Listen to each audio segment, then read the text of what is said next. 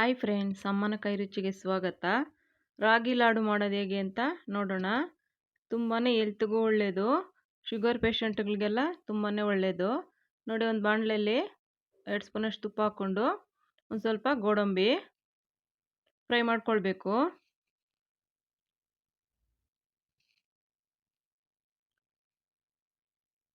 ತುಂಬಾ ರುಚಿಯಾಗಿರುತ್ತೆ. ನಾವು ಬೇರೆ ಥರ ಸ್ವೀಟ್ ಎಲ್ಲ ತಿಂದು ಟೇಸ್ಟ್ ಮಾಡಿರ್ತೀವಿ. ಈ ಥರ ರಾಗಿ ಲಾಡು ಮಾಡಿದ್ರೆ ತುಂಬಾ ರುಚಿ ಇರುತ್ತೆ.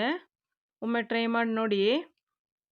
ನೋಡಿ, ಗೋಡಂಬಿ ಸ್ವಲ್ಪ ಕಲರ್ ಚೇಂಜ್ ಆಗ್ತಾ ಇದ್ದಂಗೆ ದ್ರಾಕ್ಷಿ ಹಾಕ್ಕೊಳ್ಬೇಕು. ಸ್ವಲ್ಪ ಲೋ ಫ್ಲೇಮಲ್ಲಿ ಇಟ್ಕೊಂಡು ಈ ಥರ ಫ್ರೈ ಮಾಡಿಕೊಂಡ್ರೆ ಕಪ್ಪಾಗಲ್ಲ, ಚೆನ್ನಾಗಾಗುತ್ತೆ. ನೋಡಿ, ಈಗ ಒಂದು ತಟ್ಟೆಗೆ ತಗೊಂಡು ಈಗ ನೋಡಿ, ಇಲ್ಲಿ 1 ಕಪ್ಪಷ್ಟು ರಾಗಿ ಹಿಟ್ಟು ತಗೊಂಡಿದ್ದೀನಿ. ಅದೇ ಬಾಣಲೆಗೆ ನಾವೇನು ತುಪ್ಪ ಹಾಕಿದ್ವಿ ದ್ರಾಕ್ಷಿ ಗೋಡಂಬಿ ಹುರ್ಕೊಳ್ಳೋದಕ್ಕೆ, ಅದೇ ಬಾಣಲೆಗೆ ಹಾಕಿ ಲೋ ಫ್ಲೇಮಲ್ಲಿ ನಿಧಾನಕ್ಕೆ ಹುರ್ಕೊಳ್ಬೇಕು. ಇನ್ನೊಂದು ಸ್ವಲ್ಪ ಬೇಕು ಅಂದರೆ ತುಪ್ಪ ಸೇರಿಸ್ಕೊಳ್ಳಿ, ತುಪ್ಪ ಇಷ್ಟಪಡೋರಾದರೆ. ಇಲ್ಲಾಂದರೆ ಸಾಕಾಗುತ್ತೆ ಅಷ್ಟೇ. ನೋಡಿ, ರಾಗಿ ಹಿಟ್ಟಿದ್ದು ಬಣ್ಣ ಬದಲಾಗಬೇಕು. ನೋಡಿ, ಕಲರ್ ಬರಬೇಕು. ಈಗ ಅದಕ್ಕೆ ಅರ್ಧ ಕಪ್ಪಷ್ಟು ಒಣ ಕೊಬ್ಬರಿ ತುರಿ ಹಾಕ್ತಾ ಇದ್ದೀನಿ.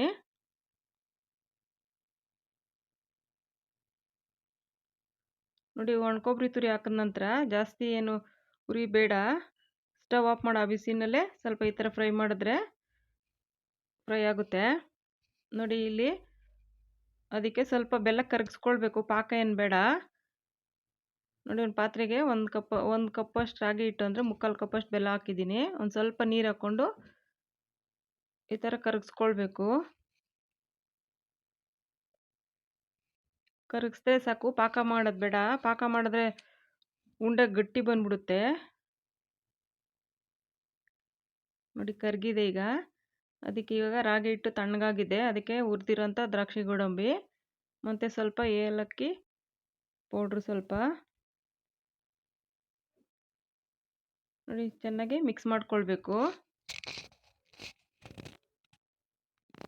ಮಿಕ್ಸ್ ಮಾಡ್ಕೊಂಡ ನಂತರ ನಾವೇನು ಬೆಲ್ಲ ಕರಗಿಸ್ಕೊಂಡಿರ್ತೀವಿ ಅದನ್ನು ಈ ಥರ ನೋಡಿ ಸೋದಿಸ್ಕೊಳ್ಬೇಕು. ಬೆಲ್ಲದಲ್ಲಿ ಸ್ವಲ್ಪ ಡಸ್ಟ್ ಥರ ಎಲ್ಲ ಇರುತ್ತೆ, ಸಣ್ಣದು ಕಲ್ಲು ಥರ ಎಲ್ಲ ಬರುತ್ತೆ.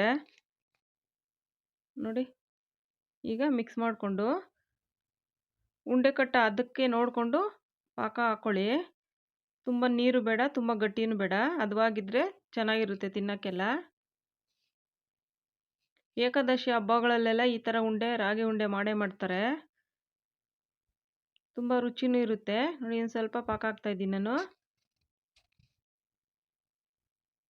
ನೋಡಿ, ನಮ್ಗೆ ಯಾವ ಸೈಜಿಗೆ ಬೇಕೋ ಆ ಸೈಜಿಗೆ ನೋಡಿಕೊಂಡು ಉಂಡೆ ಕಟ್ಟಿದ್ರೆ ತುಂಬ ಇಷ್ಟಪಟ್ಟು ತಿಂತಾರೆ. ಮಕ್ಕಳಿಗೆಲ್ಲ ವಯಸ್ಸಾದವ್ರವ್ರಿಗೂ, ಏನು ಸಕ್ಕರೆ ಇಲ್ಲ ಏನಿಲ್ಲ, ಶುಗರ್ ಪೇಷಂಟ್ಗಂತೂ ತುಂಬಾ ಹೆಲ್ತ್ಗೆ ಒಳ್ಳೆಯದು. ರಾಗಿ ಹಿಟ್ಟಾಗಿರೋದ್ರಿಂದ ಏನು ಪ್ರಾಬ್ಲಮ್ ಆಗಲ್ಲ ಸ್ವೀಟು ಅಂತ. ನೋಡಿ, ಈ ಥರ ಸ್ವಲ್ಪ ಕೈಗೆ ಒಂಚೂರು ತುಪ್ಪ ಸವರ್ಕೊಂಡು ಈ ಥರ ಮಾಡಿದ್ರೆ ಮೇಲೆ ಆ ಥರ ನೈಸಾಗಿ ಚೆನ್ನಾಗಿ ಬರುತ್ತೆ ಉಂಡೆ. ಶೈನಿಂಗು ಚೆನ್ನಾಗಿ ಬರುತ್ತೆ. ಸ್ವಲ್ಪ ತುಪ್ಪದ ಕೈ ಮಾಡ್ಕೊಂಡು ಈ ಥರ ನಮ್ಗೆ ಯಾವ ಸೈಜಿಗೆ ಬೇಕೋ ಆ ಸೈಜ್ಗೆ ಈ ಥರ ಉಂಡೆ ಮಾಡಿಕೊಂಡ್ರೆ ರಾಗಿ ಲಾಡು ರೆಡಿ ಆಗುತ್ತೆ. ಒಂದೇ ಥರ ಸ್ವೀಟ್ ತಿಂದು ಬೇಜಾರಾಗಿರುತ್ತೆ, ಈ ಥರ ಟ್ರೈ ಮಾಡಿ ನೋಡಿ. ನೋಡಿ, ತುಂಬ ಚೆನ್ನಾಗಾಗಿದೆ, ಎಲ್ಲರೂ ಇಷ್ಟಪಡ್ತಾರೆ. Thank you friends.